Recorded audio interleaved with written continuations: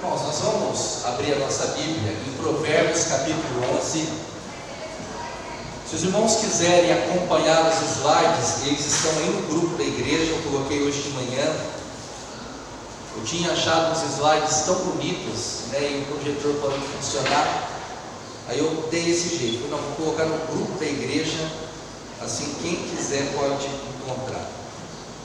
Provérbios capítulo 11. Os irmãos se lembram que no domingo passado nós estudamos o capítulo 10, e aí a gente viu de uma maneira muito interessante como Salomão ele vai fazendo um contraste entre o filho sábio e o filho perverso, entre aquele que honra a Deus e aquele que não honra, sempre fazendo uma comparação entre aquela palavra que é descrita como o manancial de vida e aquela palavra que não é o manancial de vida, onde ele faz uma comparação entre a memória do justo, que sempre será lembrada, e a memória do ímpio, que cairá, na palavra de Salomão, na podridão, de tal maneira que do capítulo 10 em diante, até o capítulo 15, se eu não me engano, o que nós encontramos são comparações que Salomão vai fazendo, e são comparações muito vivas, que vai trazendo à nossa mente qual é o resultado das nossas escolhas, porque no final das contas, tudo aquilo que nós plantamos, em alguma medida, ou em todas as medidas, é exatamente o que nós acabamos colhendo. Então o nosso desafio como cristãos é ouvir a palavra de Deus, amar a palavra de Deus, obedecer a palavra de Deus, e dessa relação de obediência e amor à palavra de Deus e ao próprio Deus, coisas muito boas com certeza poderão acontecer e acontecerão com certeza. Eu quero começar o nosso estudo dessa manhã falando uma coisa que eu vi, que eu achei muito interessante, de um amigo meu estava fazendo um determinado curso, e lá no curso ele tirou uma fotografia de uma das perguntas que foi colocada pelo professor para que os alunos respondessem. A pergunta era assim: quem ou o que você gostaria de mudar para que a sua vida fosse mais fácil? Em outras palavras, se você pudesse mudar alguma coisa para que a sua vida fosse melhor e mais fácil, o que você mudaria? Aí ele dá as alternativas: o seu cônjuge, os seus filhos, os seus pais, os seus colegas, os seus chefes, as circunstâncias da sua vida, o azar, os subordinados, as empresas, os seus pais, o mundo inteiro talvez, a economia, a genética e Deus. Tem essas 14 alternativas. Se você fosse responder uma delas, qual você responderia? Difícil, né? Deixa eu deixar um pouco mais difícil. Se você pudesse falar qual é a principal alternativa que está faltando, qual você diria? Hã? Eu. Veja, exatamente isso. Ele faz uma pergunta: o que você gostaria de mudar para que a sua vida fosse mais fácil? Ele dá 14 alternativas para que você pudesse mudar, incluindo Deus, mas ele esquece da mais importante, que é mudar a si mesmo. Disso se trata o Evangelho da nossa vida. Nós não podemos usar o Evangelho para aplicar apenas na vida das pessoas, mas o Evangelho é um instrumento de mudança interna. Então nós lemos o Evangelho, assimilamos o Evangelho, e ele vai operando mudanças em nós. Por que é interessante pensar nisso? Porque muitas vezes nós sofremos desejando que as outras pessoas mudem, quando na verdade nós mesmos temos o nosso coração endurecido. Quantas vezes nós criticamos as pessoas por elas serem ansiosas demais, e nós mesmos é que somos ansiosos? Quantas vezes nós criticamos coisas dos outros, das quais nós mesmos somos pessoas que promovem e praticam aquelas determinadas coisas? Então veja que tudo que nós estamos estudando aqui no livro de Provérbios, eu não quero que você fique imaginando como essa verdade seria maravilhosa na vida do seu irmão ou de alguém que você conheça, mas pense em como essas verdades são transformadoras e maravilhosas na sua própria vida. E tendo dito isso, nós começamos então com o versículo 1, quando Salomão diz assim: o filho sábio, aliás, o versículo 1 do capítulo 11: balança enganosa é abominação para o Senhor, mas o peso justo é o seu prazer. A primeira coisa que Salomão diz agora nesse próximo trecho é sobre a questão dos nossos negócios, se nós somos ou não honestos na maneira como nós praticamos os nossos negócios. Há um pensamento muito errado, como eu mencionei agora antes, de que a vida cristã ela está presa apenas ao que acontece na igreja. Muita gente pensa isso. Então muita gente pensa que nós podemos viver uma vida de duas maneiras: a maneira como eu sou na presença da igreja, do pastor e dos irmãos, mas a maneira como eu lido com os meus amigos do trabalho, a maneira como eu pratico o meu entretenimento, isso não é importante. Eu engano isso, porque na verdade todas as esferas da nossa vida elas devem ser governadas e dirigidas por Deus. Deixa eu fazer uma pergunta para os irmãos que eu acho ser muito interessante. Por que nós gostamos muito do entretenimento? Por que nós trabalhamos o ano inteiro pensando nas férias? Não é assim, os professores principalmente, faltam 40 dias para as férias. A gente não faz isso? Por quê? Vamos pensar aqui nos irmãos aqui da nossa igreja, que gostam das cavalgadas. Por que alguns irmãos gostam de subir no cavalo, mesmo sendo uma coisa perigosa, tão perigosa, que até o Superman caiu no cavalo, machucou a coluna e ficou parado? Por que nós gostamos dessas coisas? Porque outros irmãos aqui em nosso meio gostam dos esportes. Eu gosto de assistir futebol, por exemplo. Por que nós temos aqui como o senhor Osmar, que gosta e ama de uma pescaria? Não é, senhor Osmar? O senhor tem um prazer quando o senhor vai lá na beira, não precisa pegar nenhum peixe, mas eu imagino que para o Senhor há um grande prazer em simplesmente passar algumas horas na beira do rio. Por que nós gostamos dessas coisas? Na sua opinião? Mas ninguém vai nem tentar. Pode falar, senhor Osmar. Você esquece muito, só pensando nisso. Você vê que ele nem quis responder, ele só pensou na pescaria ali, ó. Só na pescaria. Mas sabe por quê? Porque Deus colocou isso em nós. Todo o apreço que nós sentimos pelas coisas é porque Deus coloca isso em nós. Nós não seríamos criativos o suficiente para gostar dessas coisas se Deus não tivesse embutido isso na nossa genética, no nosso coração e no nosso DNA.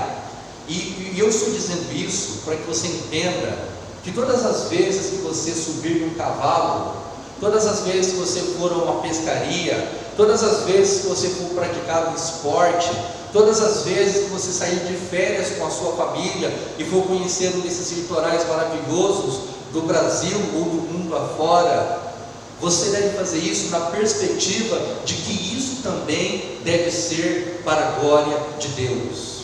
E que essas coisas não são do diabo e as coisas da igreja são de Deus. Muito pelo contrário, toda a diversidade que nós encontramos no mundo, ela não reflete a inteligência humana, mas ela reflete a criatividade de quem?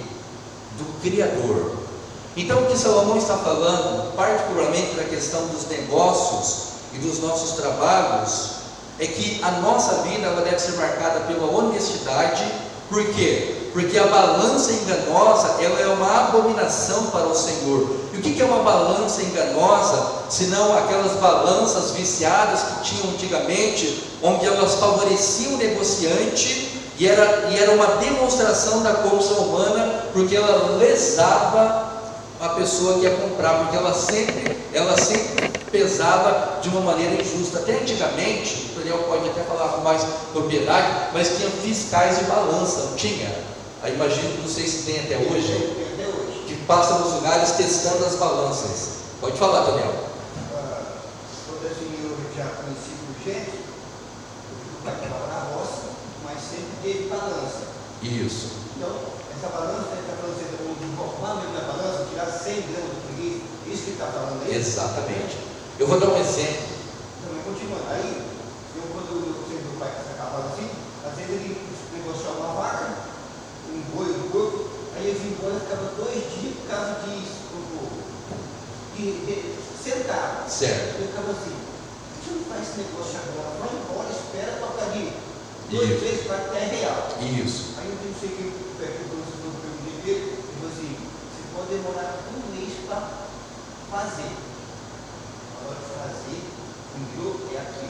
Não volta atrás. Exatamente. Volta atrás. Ele pode demorar 1 semana para acabar o negócio. Exatamente. Ligando, eu quero tanto, eu dou tanto, porque isso até hoje, né? Isso. Mas é isso, combinou? É o combinado. Está combinado. Exatamente. Então isso é o negócio, eu acho que então é assim. Exatamente. Eu não sei aqui se quando tinha café se era assim, mas lá em Moçambique, quando eu trabalhava na cooperativa, houve um caso de uma pessoa que ele esvaziava o tanque do caminhão, pesava o caminhão com o tanque vazio, e quando ele ia encher o caminhão do produto, no caso o café, ele também enchia o tanque, e a diferença do tanque ele pegava no produto. É exatamente isso que Deus está condenando.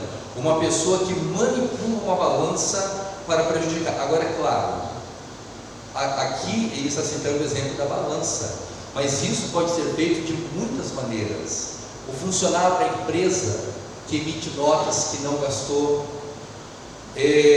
despesas que não correspondem com a realidade, não importa o quão rico seja uma empresa, o que Deus está condenando através de Salomão é que qualquer tipo de balança enganosa, ela sempre será uma abominação para Deus. E o contrário disso é que o peso justo é o seu prazer. Então, quando Deus vê um dos seus filhos agindo honestamente e coerentemente, então ele sente um profundo prazer. Essa semana mesmo, eu estava lá no curso, um irmão chegou e falou assim para mim: olha só, eu comprei uma Bíblia boa, e o rapaz me vendeu essa Bíblia por R$6. Só que quando ele foi ver, a Bíblia custava mais, e ele quis pagar a diferença da Bíblia. Só que é claro que a pessoa que vendeu, ela não quis receber, mas o ponto é, quem percebeu que acabou enganando, ele não admitiu. Então qual é o princípio para nós?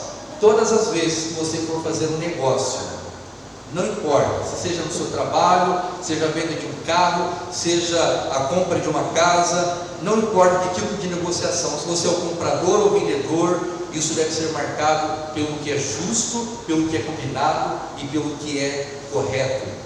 Versículo de número 2, mudando agora: em vinda soberba sobrevém a desonra, mas com os humildes está a sabedoria. Então, nesse segundo ponto, Salomão está questionando e ele está criticando o orgulho, porque na verdade o orgulho ele tem uma profunda associação com a vergonha, e ele está afirmando de uma maneira muito curiosa que quando a soberba vem, consequentemente a desonra também vem, porque no final das contas a única sabedoria, a verdadeira sabedoria, ela anda com os humildes, com os simples, com aqueles que são guiados pelo entendimento de que nada são. Versículo 3: a integridade dos retos os guia, mas aos pérfidos a sua mesma falsidade os destrói.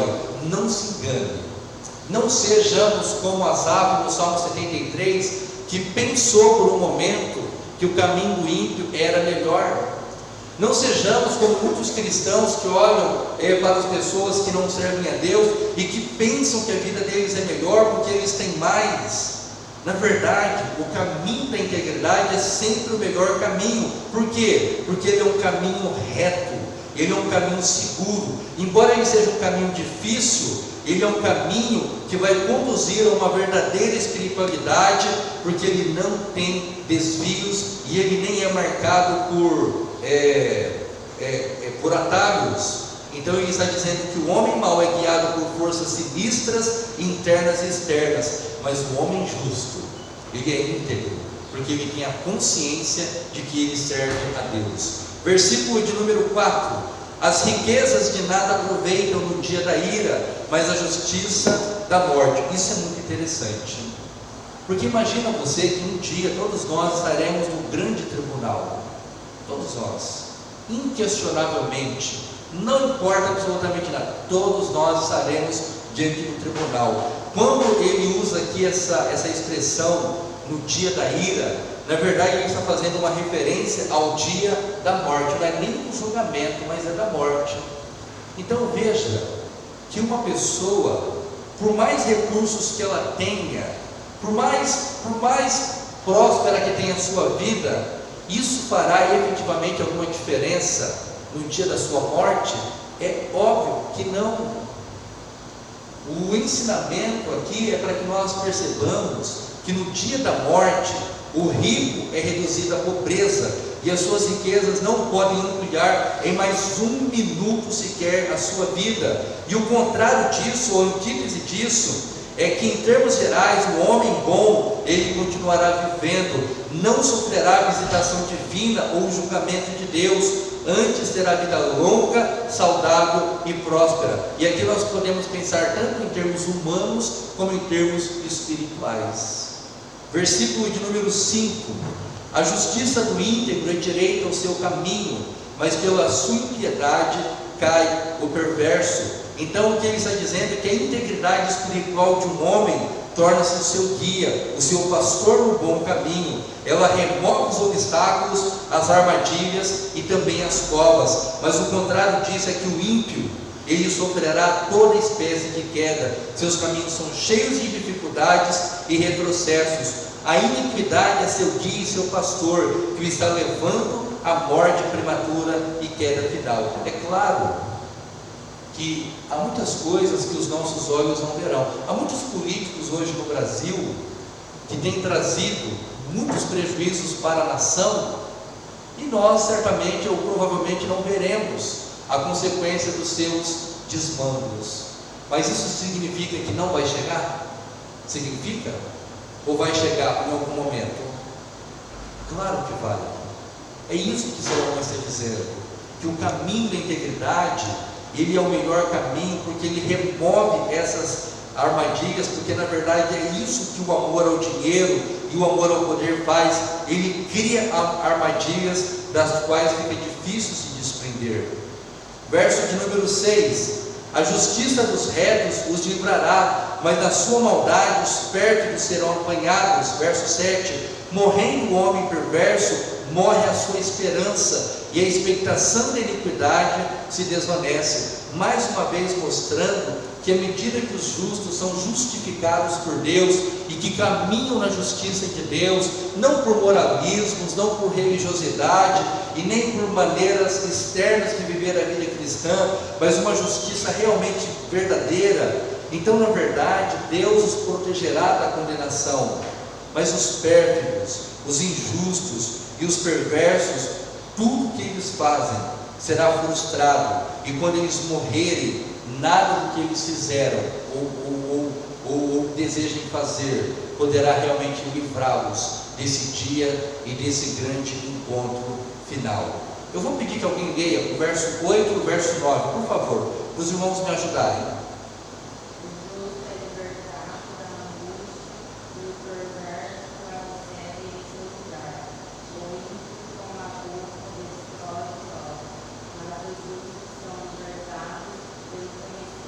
Exatamente, olha que interessante. Todos nós temos visto no mundo moderno um aumento considerável de pessoas que são ansiosas, muito a mais do que deveria. E nós mesmos, em alguns momentos, somos mais ansiosos do que deveríamos. Mas aqui no versículo 8, o que Salomão está dizendo para o seu filho é que o justo é libertado do quê? Da angústia. E quando ele fala dessa libertação da angústia, na verdade o que ele está falando é que o justo, ele é libertado dos seus temores, das suas preocupações, das situações que não estão no seu controle. Ontem ou anteontem, eu estava lendo uma história contando o final da vida de Martinho Lutero. Ele saiu lá de onde ele morava e foi para um lugar para tentar resolver um problema que tinha surgido, e nessa viagem ele ficou doente. Não sabe-se exatamente o que ele teve, mas ele ficou doente.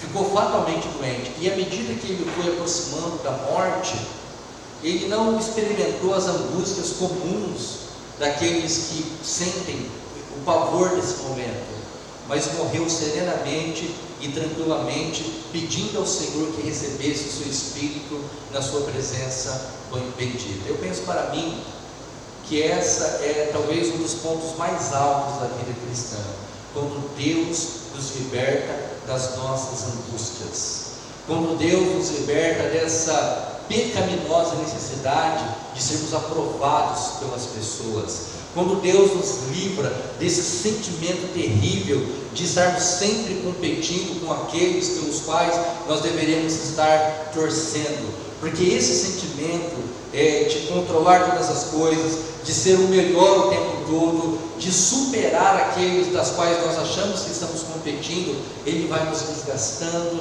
vai nos entristecendo, ele vai nos desanimando, quando na verdade Deus, ele tem todo o poder nas suas mãos para nos libertar de toda a natureza de angústia, desde a angústia da morte, como as angústias da vida, do dia a dia. E no versículo 9, onde, acho que foi a Fernanda que leu, né, o Alisha, você, né, Fernanda? Então ele vai falar exatamente isso, que o ímpio, com a boca, ele destrói o próximo, ou seja, a sua boca é perversa, e tudo que faz, e tudo que fala, é no intuito de destruir o próximo. Qual que é a finalidade de uma pessoa perversa? É destruir a reputação daquele da quem ele não gosta. E como que muitas pessoas respondem a essa estratégia, tentando destruir a reputação do outro? Então fica uma guerra de técnicas perversas, porém os justos são libertados pelo conhecimento, e o conhecimento do que? Da lei de Deus. É a Deus que nós devemos agradar, a nossa consciência, ela é cativa de Deus. Quando nós cantamos agora um cântico que fala de louvor e adoração, é Deus que deve receber a nossa adoração. Tem um escritor que ele escreveu um livro, e ele falou uma coisa muito interessante, falando sobre quando o pecado ele se escorrega para dentro das nossas orações e adoração. Percebeu? Quando você está orando, quantos pensamentos perversos invadem as nossas orações, que é como se o pecado fosse escorregando e entrando na nossa oração. Quantas vezes nós estamos cantando um hino maravilhoso, de uma teologia belíssima, mas os nossos pensamentos estão lá no lugar que não deveriam estar em momento algum. Então nós somos assim, o pecado faz isso conosco, e somente a graça de Deus e a justiça de Deus e o poder de Deus, por meio do conhecimento da sua palavra, que vai nos libertando dessas coisas e vai realmente nos colocando onde nós devemos estar, tendo uma consciência de que nós devemos agradar a Deus. Essa questão de agradar a Deus é muito interessante, porque se eu perguntar aqui para os irmãos, a quem devemos agradar, o que nós respondemos? A Deus. Mas quando nós colocamos uma roupa, na maioria das vezes, a quem nós queremos agradar? A nós mesmos ou a alguém? Ou a nós mesmos, mas geralmente é a alguém. É sempre assim. O homem se veste para ele, a mulher veste para outra. Eu não queria ter falado isso, porque eu imaginei que poderia dar problema. Mas já que você falou, mas isso que a gente falou é uma constatação. Uma mulher, quando ela se veste, ela tem uma necessidade, talvez por isso tem mais vaidade do que o homem, de parecer-se bela para as outras mulheres. Isso é fruto de um mundo competitivo também. Então, quando tem lá os eventos lá do tapete vermelho de Hollywood, é a morte quando uma pessoa vai com o que lá? Quando acontece uma coisa, o que? A roupa igual. Isso, não, um vestido igual. Não, em tudo. Isso. Não, com certeza. Nós não estamos diminuindo. Isso é uma coisa do ser humano. Talvez o homem não é competitivo na questão da roupa, mas ele é competitivo na questão do carro. Eu quero ter um carro melhor do que o meu amigo. ele pode ser competitivo na questão também de situações que a gente está numa roda de homens, você conta uma história, o que o outro faz? Ele conta uma melhor. É uma competitividade intrínseca ao ser humano. Então, irmãos, o que eu quero que os irmãos entendam? Que somente Deus ele pode nos libertar dessas coisas, porque essas coisas elas não apenas nos aprisionam, como elas nos contaminam. Quantos casamentos, ao invés de ser uma unidade, é uma diversidade? Quantos casamentos, às vezes não, a proposta do casamento é o quê? Um servir o outro, mas se torna um competindo com o outro. Não é incomum isso acontecer. Então Deus ele nos liberta dessas coisas, e somente a sabedoria, a verdadeira sabedoria, ela nos liberta dessa necessidade desenfreada de competir, de vencer. Essas coisas só trazem angústia para a nossa alma, e isso todos nós experimentamos em alguma medida na nossa vida. Qual foi o versículo que você leu mesmo? Foi o 8 e 9, né? Então vamos para o 10 e o 11. Quem achou pode ler. O bem-estar dos justos da cidade, e perecendo os perversos ajuda. Pela bênção que ela suscita, a cidade se exalta, mas pela boca dos perversos é derribada. Isso, veja bem, no bem-estar dos justos exulta a cidade. O que ele está dizendo é que as obras dos justos trazem alegria a uma cidade. O homem bom se envolve em obras de caridade e dará bons conselhos. Embora nós vivamos numa época onde as pessoas reclamam de muitas coisas, mas se a gente for sincero, se a gente for honesto, nós vivemos um país muito abençoado. Qualquer um de nós que passar mal aqui agora e for lá no posto de saúde dessa cidade ou de qualquer outra, nós seremos atendidos. Há muitos lugares no mundo que são governados por ímpios, que as pessoas estão literalmente passando fome e elas não têm absolutamente nada. Então, independente de qualquer coisa, o que Salomão está dizendo, que quando uma cidade é governada ou quando ela é abençoada pelos justos, a cidade é alegre. Imagina quantas pessoas já foram profundamente abençoadas pelos recursos que esse trabalho de arrecadação de dinheiro e de alimentos que os irmãos fazem durante o ano. Quantas pessoas não foram abençoadas por essas coisas? Quando você entra num hospital padrão como o de Barretos ou como o de Ribeirão Preto, que eu estive lá, quantas pessoas de bem, anônimas, não foram importantes para que aquelas crianças e aquelas pessoas pudessem ser tratadas? É isso que Salomão está dizendo, que quando uma cidade ela recebe a graça de receber um justo, e quando ele governa a cidade é melhor ainda, então isso é júbilo. Mas quando os perversos estão nessa cidade, o que acontece? Ela perece. É isso que ele está dizendo. Nós temos que ter sabedoria quando nós votamos em todas as esferas, porque todas as vezes que nós elegemos um perverso, e não é fácil de separar um do outro, todo o trabalho dele será para destruir e arruinar.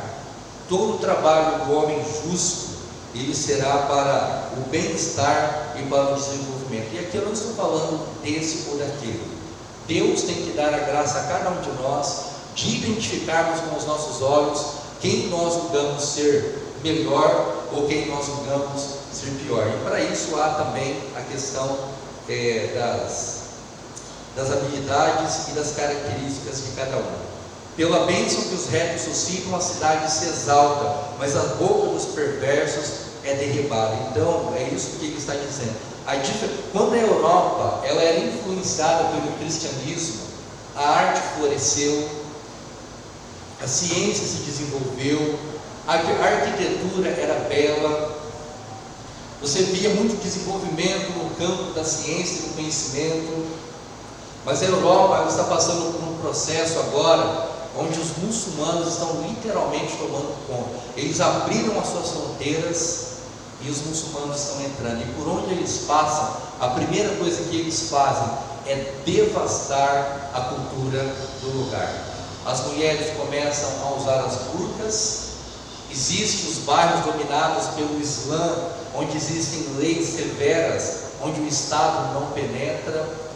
Tudo que o Evangelho faz é maravilhoso, ele prospera e ele enriquece, mas toda subcultura que tenta interferir e que acaba interferindo numa cultura bíblica e cristã, ela traz retrocesso e prejuízo. O socialismo é um exemplo de uma subcultura ou de uma subvisão de mundo que só traz prejuízos, mortes e destruição.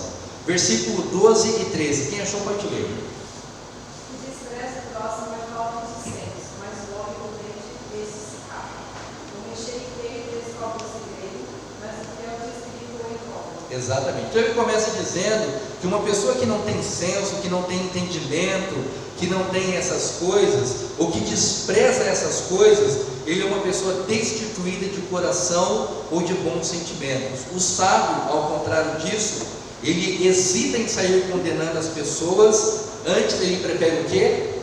O silêncio. Que coisa interessante.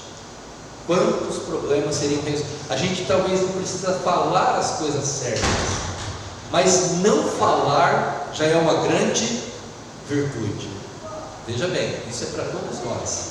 O silêncio, o sábio, ele hesita em condenar, ele mantém-se tranquilo e não calunia por mero instinto. Versículo 13: o mexeriqueiro descobre o segredo, mas o fiel de espírito encobre. Em outras palavras, há uma diferença de conduta. O mexeriqueiro nada mais é do que o que é o mexeriqueiro? Fofoqueiro. Tudo que ele descobre, ele fala. Mas ele tem uma coisa pior do que isso. Quando ele não descobre, o que ele faz? Ele inventa. Porque é da natureza dele. Ele tem uma necessidade de ter a atenção dos demais. Então, ele tem um prazer incontido e perverso de falar. Mas o fiel de espírito encobre. Não é que ele fique encobrindo, mas ele simplesmente não tem prazer em ficar comunicando coisas que não trarão benefício nenhum para ninguém. O fiel de espírito, ele é digno de confiança. Quantas pessoas dignas de confiança você conhece? Que você pode falar com elas, você pode abrir o seu coração para elas. E mais do que isso, será que nós somos uma pessoa fiel de espírito, das quais as pessoas podem falar com a gente, e nós somos dignas da sua confiança? Vamos andar um pouco mais rápido, porque eu quero terminar o capítulo 11, versículo 14 e 15. Quem achou pode ler. Não havendo saído de lição, cai o povo, mas na multidão dos conselheiros, na segurança. Quem fica por fiador do trem, sofrerá mais, mas o que foge de o ser estará seguro. Exatamente. Então, aqui no versículo 14, ele vai dizer que não havendo sábio de direção, cai o povo. Em outras palavras, todo povo que é conduzido por pessoas que não são abertas aos conselhos, ou que não são abertas a essas ideias, naturalmente a consequência disso é a queda. Poderíamos dar muitos exemplos de muitas civilizações, ou cidades, ou enfim, que foram destruídas pela perversidade e pela dureza do coração dos seus governantes. O sábio, ele aprende da lei e das declarações sábias, ele tem uma espiritualidade firme e ele possui capacidade de aconselhar e ajudar nas questões de justiça e equidade. Vamos lembrar de uma informação importante. Quem escreveu isso aqui? Quem está escrevendo? Salomão. Para quem que ele estava escrevendo? Seu filho. Como ele se chamava? Ele tinha 2 filhos. Isso. Roboão. E qual que era o nome do outro? Tudo que eu também não lembro. Mas ele tinha 2 filhos. Um deles seria o rei de Israel. Quando ele assumiu o trono, esse filho, vocês podem conferir só o nome dele, por favor? Então, o filho de Salomão, ele teve uma ideia. Ele resolveu consultar os sábios sobre como ele deveria proceder para ter o respeito do povo. O que os sábios mais velhos e anciãos disseram para ele? Diminui a carga. Diminui os impostos, o povo vai gostar de você, o povo está sobrecarregado, as coisas não estão fáceis. Se você diminuir a carga de impostos e o peso do ombro do povo, eles vão gostar de você e vão seguir você. Aí ele saiu e foi procurar conselho com os mais jovens. O que os jovens disseram para ele? O dedo dele tinha que ser mais pesado do que a mão inteira do pai dele. Exatamente. Se teu pai era duro, você tem que ser 10 vezes mais duro, para eles não respeitarem apenas, para eles terem medo de você. Qual conselho ele seguiu? Dos mais velhos ou dos mais jovens? Mais jovens. O que aconteceu com o reino de Israel? Dividiu em dois. Foi nesse momento da história que dividiu entre as 10 tribos do norte, chamado na Bíblia como Israel, e as 2 tribos do sul, conhecido como o reino de Judá. O pai dele havia alertado antes, mas ele preferiu seguir o instinto do seu coração. O versículo 15, ele entra mais uma vez na questão do fiador. Quem fica por fiador de outro sofrerá males, mas o que foge de você estará seguro. É claro que ele não está falando aqui de pessoas quaisquer. Ele está falando de uma pessoa, vamos supor, você não conhece uma pessoa, e ele vem e pede para que você seja um fiador. Há muitas pessoas que caem nessa prática. É um mau negócio que traz prejuízos. E o contrário disso é que quem foge dessa prática estará seguro. Alguns vão dizer na interpretação desse texto que na verdade não é exatamente assim, porque nós devemos ser generosos. E é verdade, nós devemos ser generosos, mas nós devemos ser também cautelosos. Generosidade com cautela é um bom princípio. Pode falar, Toniel. O país acabou de falar, né? Isso. Tem seus pais. Exatamente. E obedeceu, né? Exatamente. Se ele tivesse honrado seu pai e obedecido. Exatamente. Se tivesse ido atrás de êxito, né? Isso. Quer dizer, o pai dele havia alertado. É assim que acontece. Mas ele realmente não obedeceu. Vou pedir, vamos ler um trecho um pouquinho maior, para a gente um pouquinho mais rápido. Vamos ver aqui do versículo 16 até o verso de número 25. Quem achou pode ir lendo, cada um lê um versículo. A mulher graciosa casa como poderosa e O homem bondoso faz bem a si mesmo, mas o cruel a si mesmo se fere.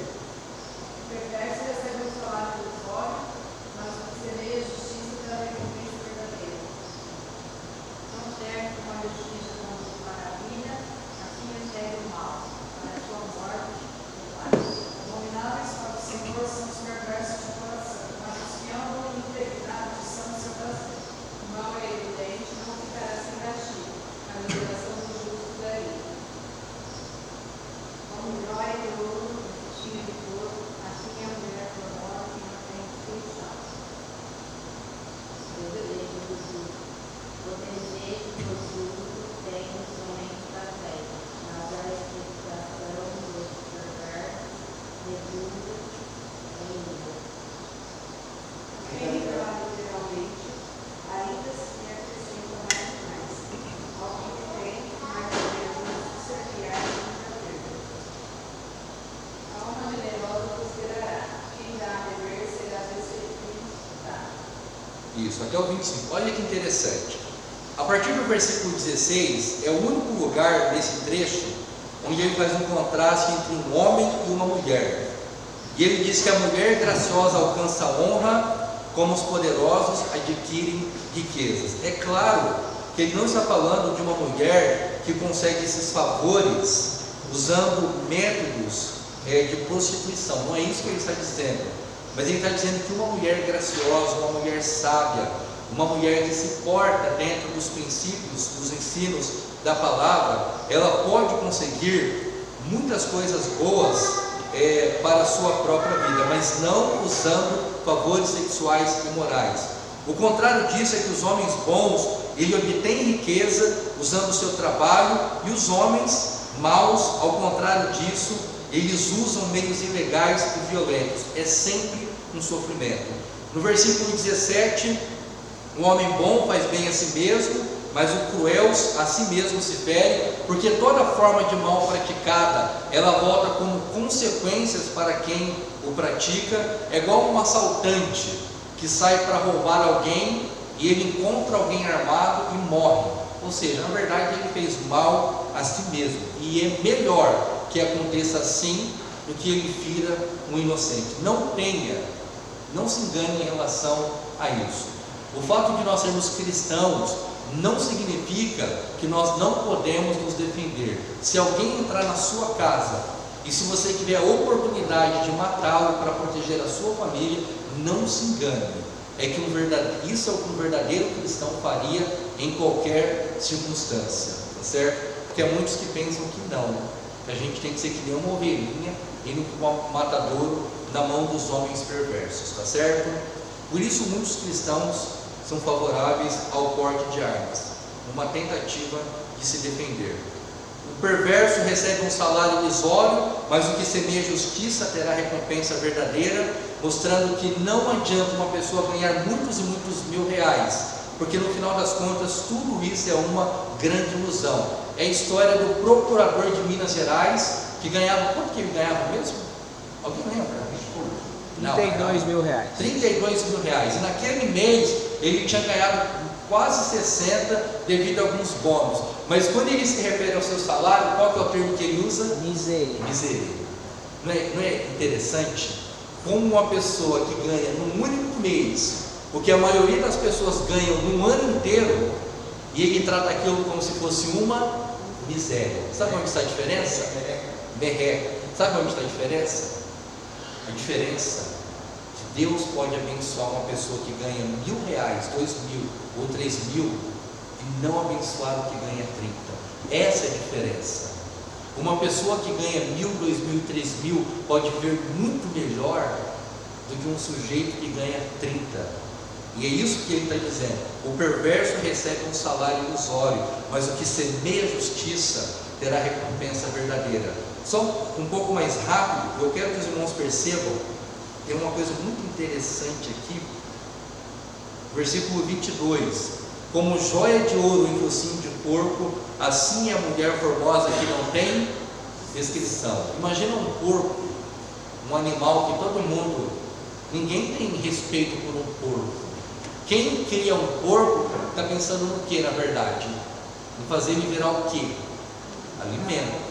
Com exceção de algumas pessoas que criam um porco como animal de estimação, mas via de regra, principalmente, isso, mas para o judeu ainda era um animal ainda mais desprezível, porque nem para isso ele não servia. Então imagina, uma joia de ouro no focinho de porco, é a mesma coisa uma mulher que não tem os princípios da formosura cristã. É isso que ele está dizendo. Há uma diferença clara e nítida. Ele está nos convidando a olhar para uma cena ridícula. O anel de ouro é belo e valioso, mas o porco é um animal inútil naquela cultura. Então a simbologia está no fato de que a mulher ímpia, ela é representada por esse animal, que na verdade pode até ter belas vestimentas, mas o seu pecado na verdade a torna inútil. Embora esteja falando da mulher, se aplica também ao homem, tá certo? Para não ficar parecendo que a cobrança é só em cima da mulher, mas é em cima de ambos. Vamos ver agora, a partir do versículo de número 25, o 24, antes disso. A quem dá liberalmente, ainda se lhe acrescenta mais e mais, mas o que retém, mais o que é justo, se verá pura perda. Não acredita, não se engane. Tudo que uma pessoa retém, que não lhe pertence, no final será puro prejuízo. Contente-se com aquilo que Deus te deu, não cresça os seus olhos, porque essa é uma tendência nossa de tentar ter alguma coisa que não nos pertence, porque na verdade ele está ensinando o caminho da liberalidade e da generosidade, não o caminho da retenção e o caminho da busca daquilo que não lhe pertence. Em última análise, é a lei da colheita e da semeadura. E a antítese disso é que o homem miserável, ele nunca dá nada para ninguém e ele fica cada vez mais pobre. Pode ter dinheiro, mas é sempre cada vez mais pobre. E essa é igualmente uma questão de como funciona a lei da colheita segundo a semeadura, que é o exemplo, mais uma vez, do procurador.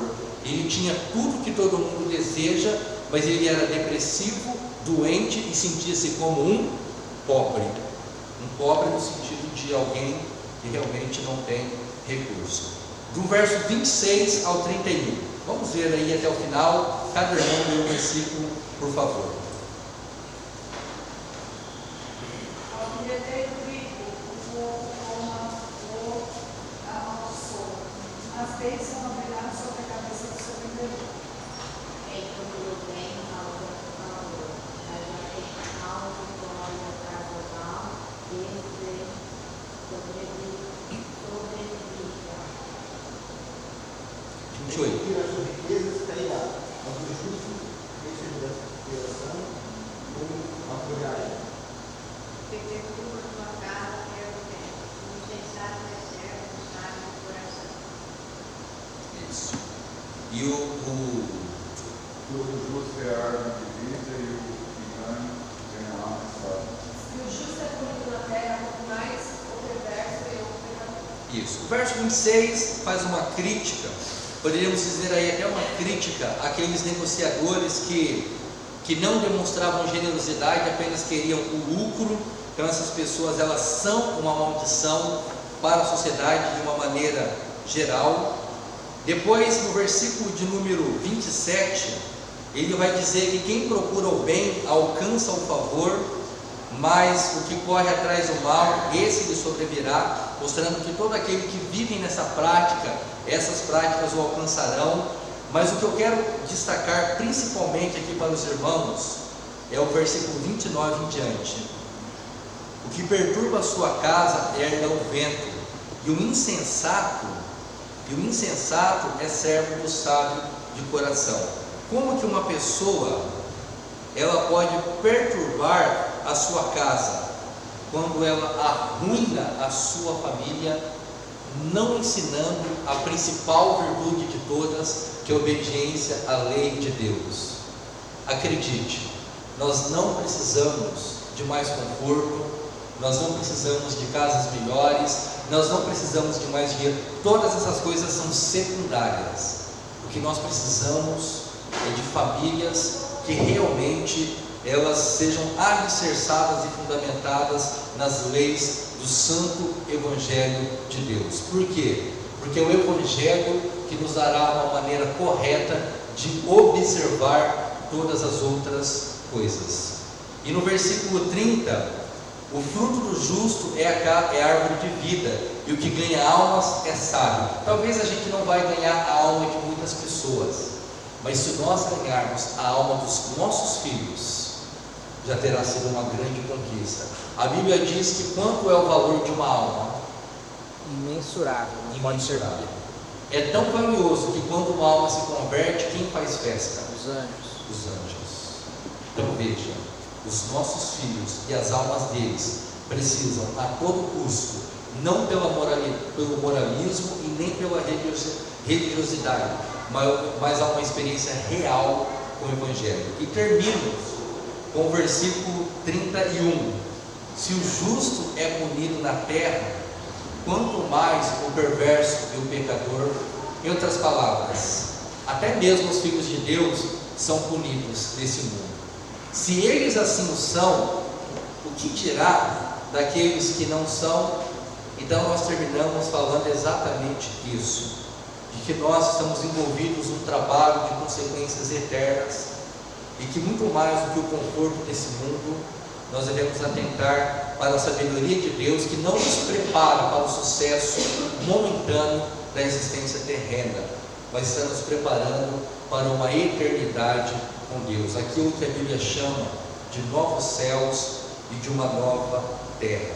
Então todo o texto ele vai traçando uma comparação entre aquele que entende e aquele que não entende, aquele que vive para a glória de Deus e aquele que não vive. Pode falar, Edinho.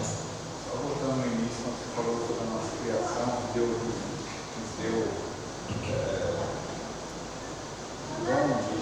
Por exemplo, pensando que Jesus era sério, Jesus não tinha, como posso dizer? Lazer. Humor. O humor, certo? E as pessoas chegavam para ele e falavam o seguinte, sério, chegavam para ele e perguntavam, mas o que você quer que eu faça? Sabia que estava sério. Exatamente. Há uma dose de humor aí. Sim. Então a gente pensa que Deus é sério, Deus não tinha brincadeira. Eu acho que não, acho que era. E outra coisa, lembra daquela passagem quando Jesus pega a criancinha e fala assim: ó, deixem a mim quem? Os pequeninos, porque não pensa você que Jesus era um pastor de terno e gravata, pelo óleo, o reino. Não. Provavelmente ele deve ter olhado para aquela criança e talvez pode ser que ele tenha falado com uma criança.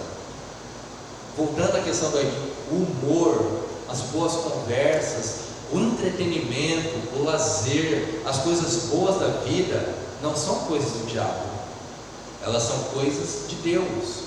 O problema é que muitas vezes nós pervertemos essas coisas, invertemos a maneira correta, mas as coisas boas da vida, todas elas são dádivas de Deus. Quando Deus fez os rios e as cachoeiras, Ele devia estar pensando: os meus filhos nadarão nesses lugares. Quando Ele fez a natureza e os passarinhos, os meus filhos se alegrarão ao ouvir os pássaros cantando. Tudo é obra das magníficas mãos do Senhor. Alguém quer falar mais alguma coisa? Então nós encerramos. Eu passo a palavra para a Lígia e assim nós aguardaremos a entrada das crianças.